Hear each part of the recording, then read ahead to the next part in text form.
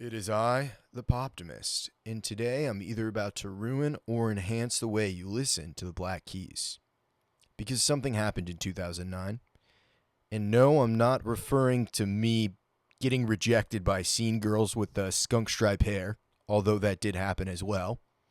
If you've been following the Black Keys from the start of their career, you felt the shift, even if you couldn't quite put your finger on it. Maybe you've even accused them of selling out. Before the rock superstardom, the Grammys, the sold out arenas, they were just two working class dudes from Akron, Ohio. Dan Auerbach and Patrick Carney, two guys playing dirty, raw, blues-drenched garage rock with no bass player. No frills, just grit and distortion. They were 5 albums deep, constantly twisting and reworking their garage blues formula. And then Black Rock happened. After that album, the Black Keys were never the same. And not every fan was happy about it. Some say it was just a part of their evolution. Others say it was the moment they lost their edge. But one thing is undeniable. This was the turning point.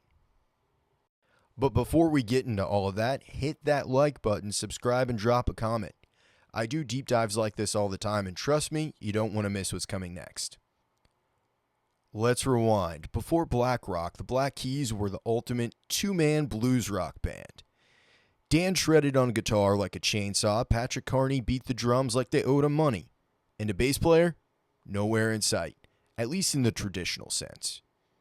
Sure, occasionally they recorded bass tracks in the studio, but live, Dan filled in the role of low end himself, using a combination of tube amps, distortion, and fuzz.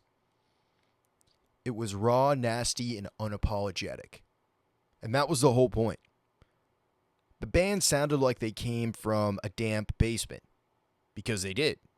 It wasn't all just aesthetic, though. It was practical. They didn't have to split the 3 cents they were making on the road.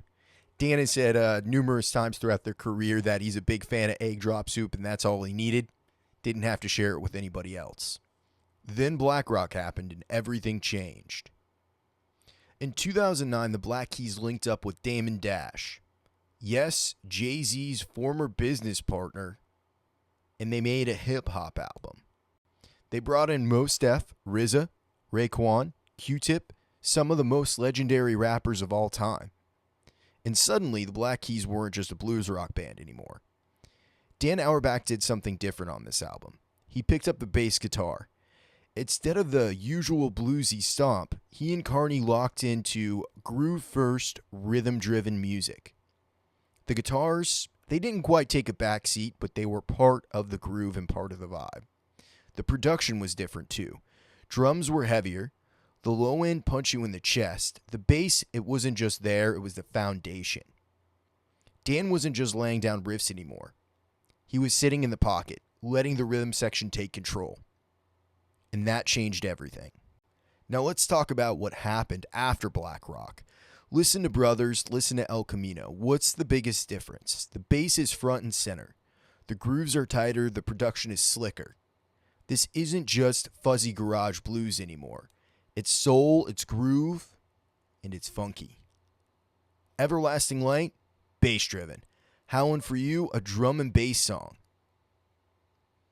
Gold on the Ceiling, pure groove. This was the Black Keys 2.0. Cue the Grammys. And the shift just wasn't a coincidence. This was intentional.